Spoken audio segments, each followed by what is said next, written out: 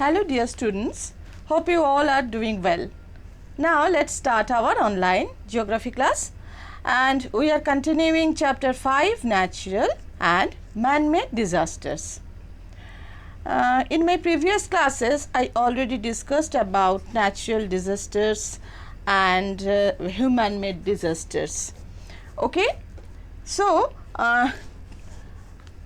to our previous classes we already learned that a disaster can be defined as a sudden destructive event which causes loss of lives and property. And disasters can be classified into natural and human-made disasters. And we already learned about natural disasters. Those are flood and earthquake, etc. And also we learnt about the human-made disasters. Those are fire and nuclear disaster, and we already learnt about the accidents, chemical disasters, etc. So today we will learn about disaster management.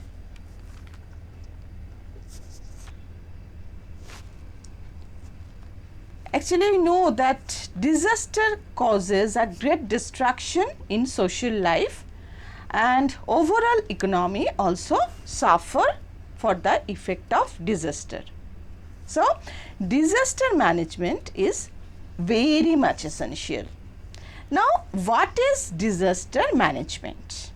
Let me explain that disaster management includes those activities that are designed to control disasters and help people to avoid and reduce the effects of or recover from the impact of disasters.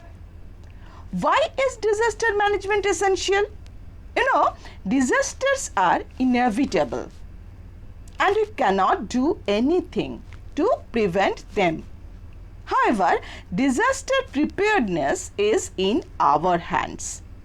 Here lies the importance of disaster management. Disaster management can prevent the fatal after effects of disaster. Always remember, we cannot disaster management cannot prevent disaster, but can prevent the fatal after effects of disaster. Organizing quick rescue and relief operations and undertaking rehabilitation programs. And you know, rehabilitation programs means to return a person or a group of people to a good and normal life after a disaster. So, the worst effect of a disaster can thus be prevented by what? Preparedness, early warning system and quick responses. So, 3 steps are: worst effects how can be prevented? By preparedness. Next is early warning system and is quick responses. Now, what is role of government in disaster management? In India, apart from the local committees and organization, the government plays a vital role in disaster management. And you know, disaster management teams are formed at district, state and national levels. And the government is responsible for drawing up of disaster management plans and their proper implementation. This is the vital thing, planning and implementation. Okay? When a disaster strikes, the basic responsibility of rescue, relief and rehabilitation lies with the state government. The central provides financial and logistic support. Now, let me explain what is logistic support. Actually, logistic support means the activity of supply necessities. Okay. So, these are important in case of any severe disaster. So, the center provides financial and logistic support in case of any severe disaster. And the responsibility of rescue, relief and rehabilitation lies with the state government.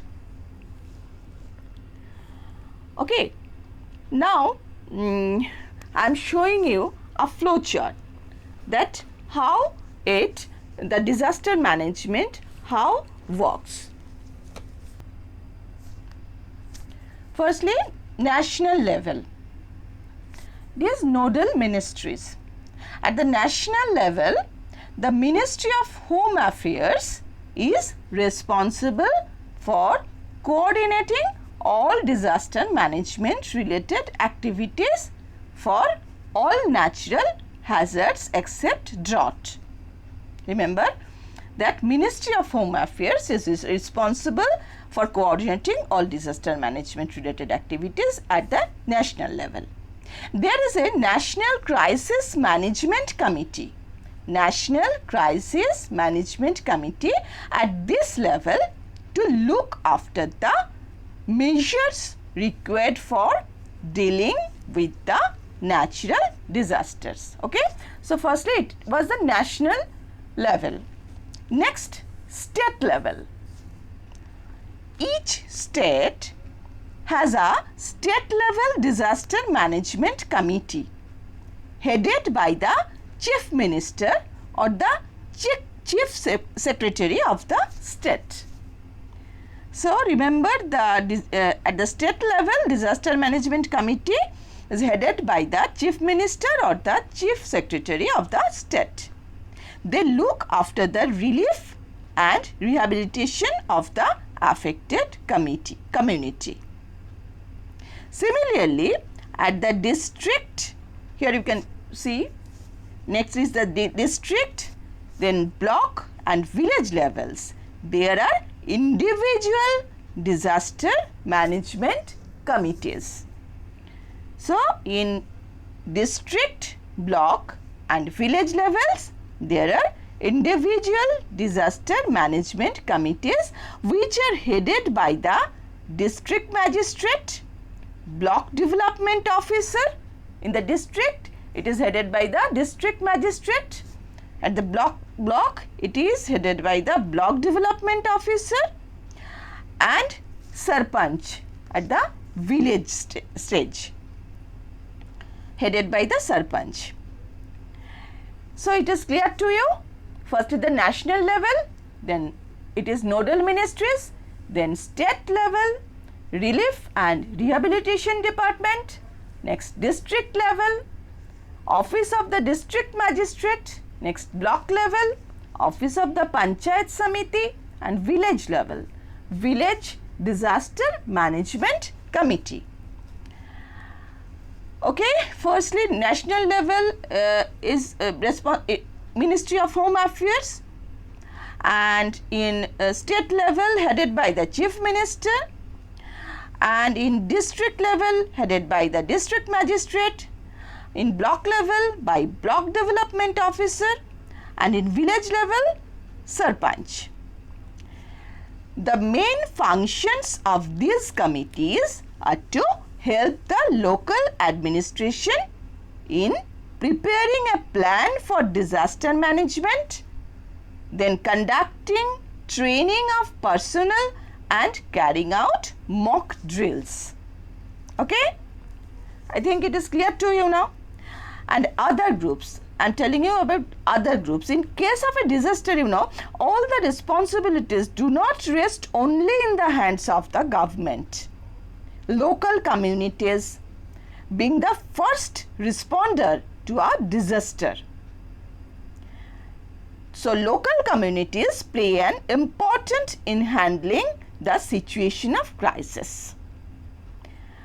Other voluntary organizations also help a country to manage a disaster effectively.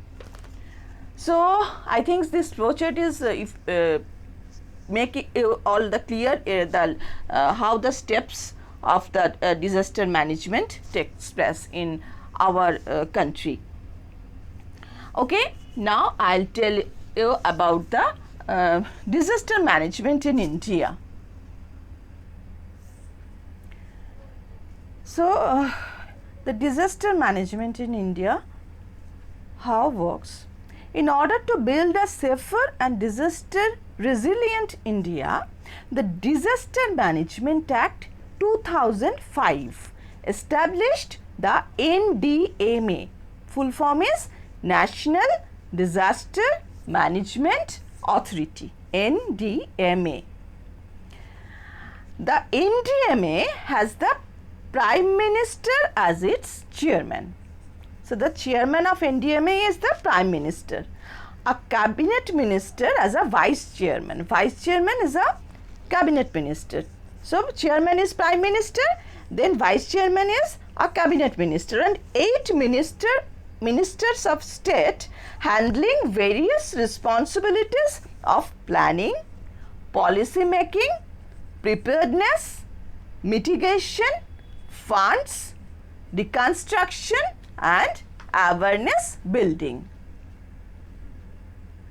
The strategic guidelines of NDMA for disaster management are like that. Community-based disaster management. Next is capacity development in disaster-prone area. Cooperation with national bodies, NGOs and with international organizations such as UNDP, full form of UNDP is United Nations Development Program, and UNEP, full form of UNEP is United Nations Environment Program. Okay?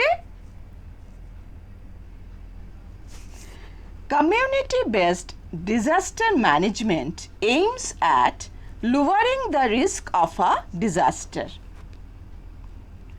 So, is it clear to you that community-based disaster management aims what? To lowering the risk of disaster and increasing the capacities of people to be more resilient. The community is the first responder in case of a disaster.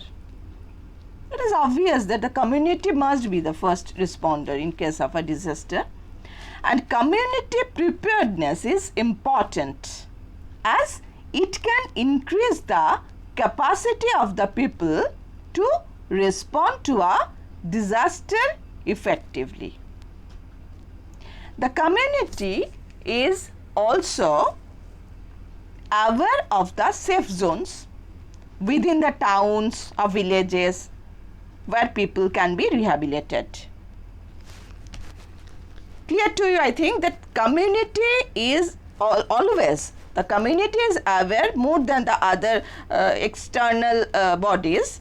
The community is aware of the safe zones within the towns or villages where people can evacuated and can be rehabilitated. Okay? And the community members include people in police stations, primary health centers, schools and local people. So from where the community members included?